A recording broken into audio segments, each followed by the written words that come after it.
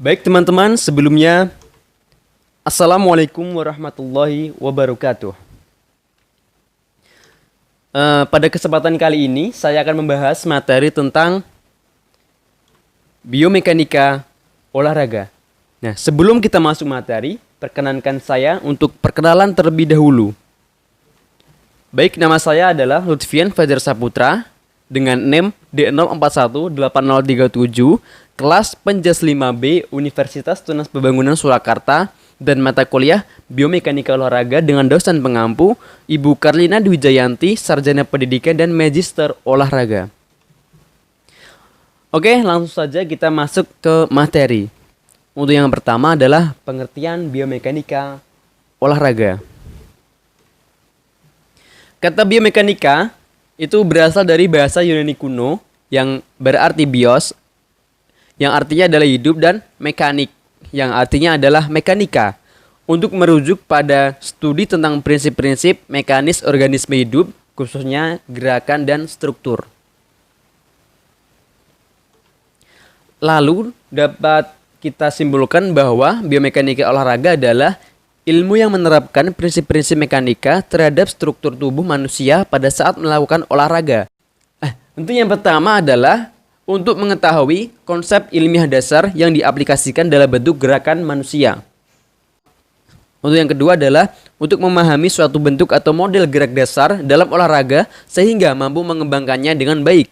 Yang ketiga, mampu memahami perkembangan gerak dasar. Dan yang keempat adalah mampu menerapkan suatu bentuk sesuai dengan karakteristik fisik seseorang dalam berolahraga dengan baik dan benar. Oke, next. Di sini adalah manfaat biomekanika.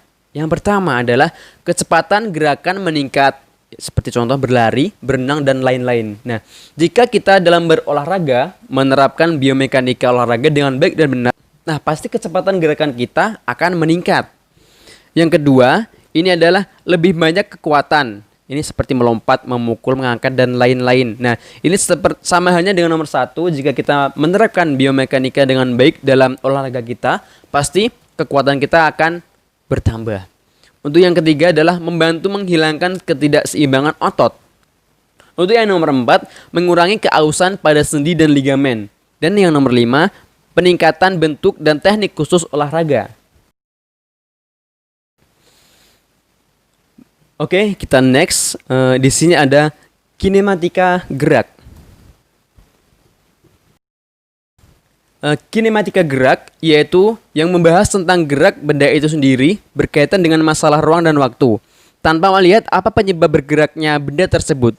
Aspek-aspek yang terdapat di dalamnya adalah jarak, kecepatan, waktu, dan percepatan. Nah, ini misalnya dalam lomba 400 meter, di trek 400 meter, jarak 400 meter, namun perpindahan mereka akan menjadi 0 meter, yang berarti start dan finish pada titik yang sama. Oke, kita next.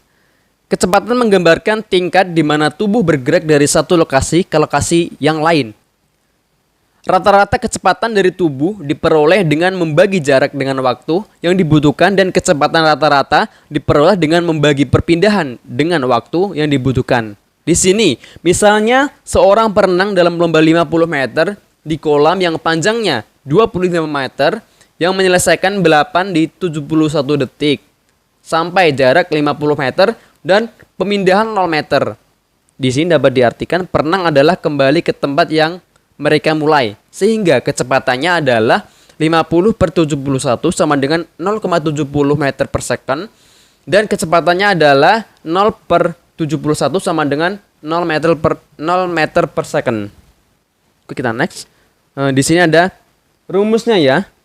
Ini adalah kecepatan dari velocity sama dengan jarak yang ditempuh dibagi waktu yang dibutuhkan. Nah, percepatan didefinisikan sebagai tingkat di mana perubahan kecepatan terhadap waktu. Ini ada rumus lagi. Rumusnya yaitu percepatan rata-rata sama dengan kecepatan akhir dikurangi kecepatan awal dikali waktu dibagi yang berlalu. Oke, kita next.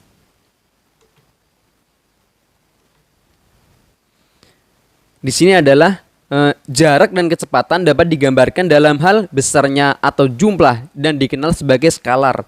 Nah, pemindahan, kecepatan dan percepatan membutuhkan besar dan arah dan dikenal sebagai vektor. Ketika tubuh mengalami percepatan yang sama di seluruh selang waktu, percepatannya dikatakan konstan atau seragam dan persamaan berikut berlaku. Ini ada persamaannya ya, yaitu kecepatan akhir sama dengan kecepatan awal di plus percepatan kali waktu. Nih ada rumus lagi, jarak sama dengan kecepatan awal dikali waktu ditambah setengah dikali percepatan dikali waktu kuadrat. Oke, kita next. Dalam kinematika, sejatinya gerak hanya ada dua macam, yaitu yang pertama adalah gerak lurus yang berarti linear dan gerak melingkar yaitu angular. Namun, seorang atlet dapat bergerak dengan tiga cara yang berbeda. Nah, kok bisa? Nah, ini gerakannya, geraknya, ya kok bisa? Geraknya bisa linear, yaitu dalam garis lurus, bisa angular, dalam bentuk rotasi, atau bisa juga gabungan atau kombinasi, yang disebut juga sebagai gerak umum general motion. Nah, itu tadi. Dalam olahraga, kombinasi kedua gerak ini yang paling sering terjadi dan gerak angular yang paling dominan dilakukan oleh atlet. Dan hal ini terjadi karena gerak atlet berasal dari ayunan, aksi putaran anggota tubuh ketika berputar melalui sendinya. Bahkan seluruh gerak yang dilakukan oleh setiap bagian tubuh atlet atau segmen adalah gerak angular atau melingkar. Oke, kita next yaitu macam-macam gerak biomekanika olahraga. Untuk yang pertama adalah fleksi. Fleksi berarti menekuk atau membekukan ke arah depan.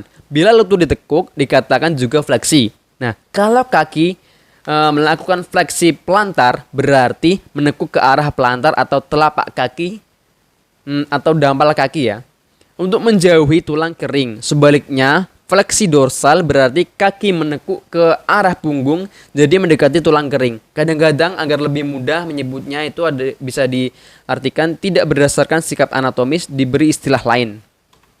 Nah, ini istilahnya. Untuk gambar yang nomor satu, ini nomor satu. Ini namanya fleksi pelantar.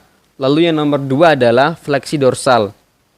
Lalu gambar yang nomor 2. Nomor 1 adalah ini nomor 1 yaitu antefleksi. Nomor 2 adalah retrofleksi.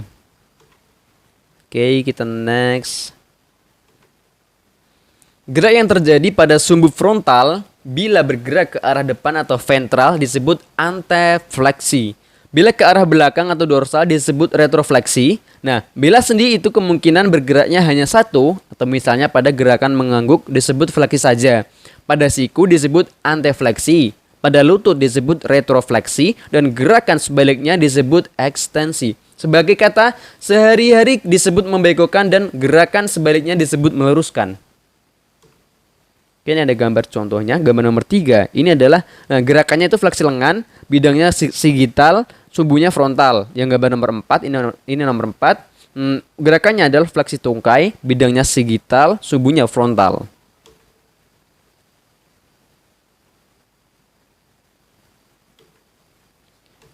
Ini ada contoh gambar lagi. Gambar 5, ini gerakannya fleksi lengan, bidangnya sigital, subuhnya frontal. Gambar nomor 6, geraknya fleksi lateral, bidangnya frontal, subuhnya sagital. Ini contoh gambar lagi. Gambar nomor 7 yaitu gerakannya fleksi lengan dan tungkai atas, paha, untuk bidangnya sagital, subuhnya frontal. Oke, kita next. Yang nomor 2 adalah ekstensi. Ekstensi berarti menambah atau memperbesar atau memperpanjang. Jadi ekstensi ialah gerakan di mana sudut dari sumbu longitudinal yang satu terhadap yang lain itu diperbesar. Ini ada contoh gambarnya.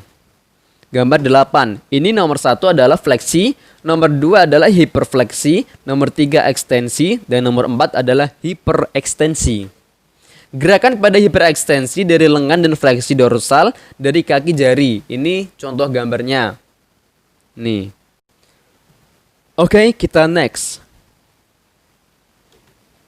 Nomor 3 adalah abduksi dan adduksi. Di sini dibedakannya B dan D ya. Yang pertama adalah abduksi pakai B, yang kedua adalah adduksi pakai D. Abduksi dan adduksi. Nah, Kata latihannya AB sama dengan dari, AD sama dengan ke atau terhadap, dan ductus sama dengan mengantar. Ialah gerakan ke samping dari anggota tubuh pada bidang frontal atau bidang transversal atau horizontal. Abduksi yaitu menjauhkan, dan adduksi yaitu mendekatkan, berputar pada sumbu sagital. Ini contoh gambarnya.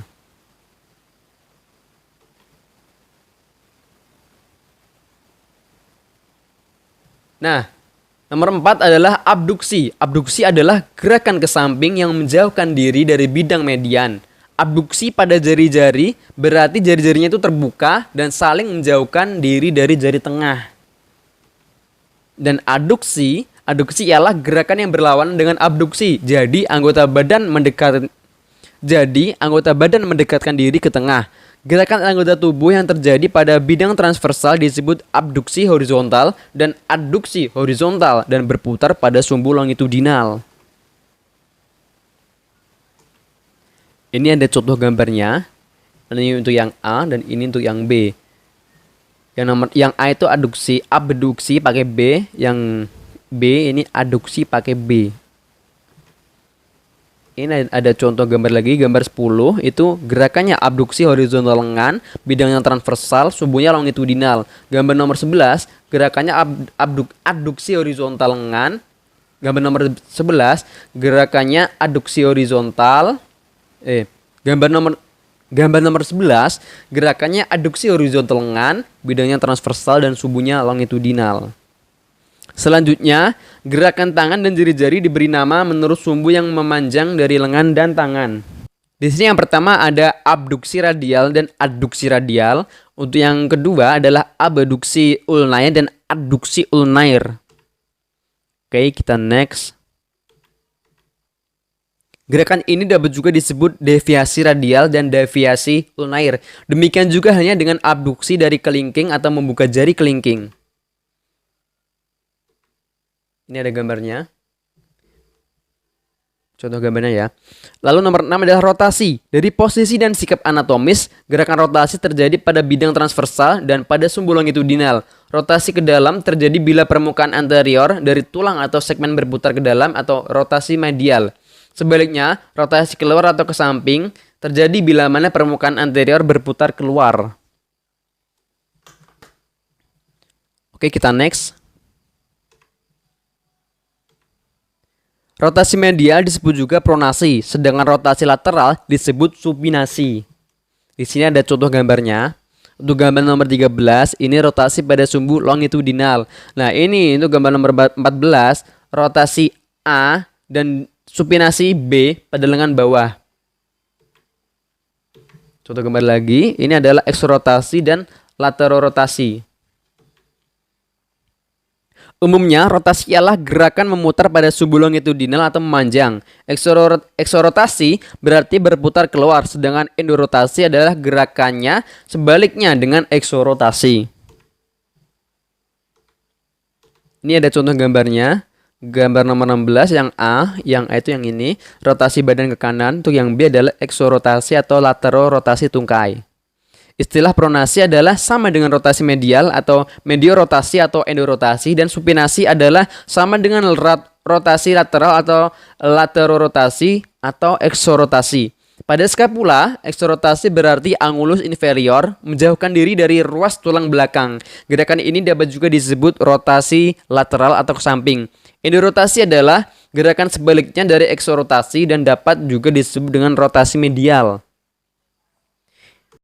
Baik, di sini ada contoh gambar dari rotasi pada skapula. Skapula tuh belakang sini ya.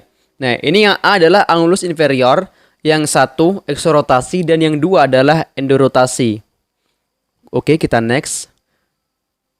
Untuk yang ketujuh adalah supinasi. Supinasi adalah gerakan yang sama dengan eksorotasi atau rotasi lateral.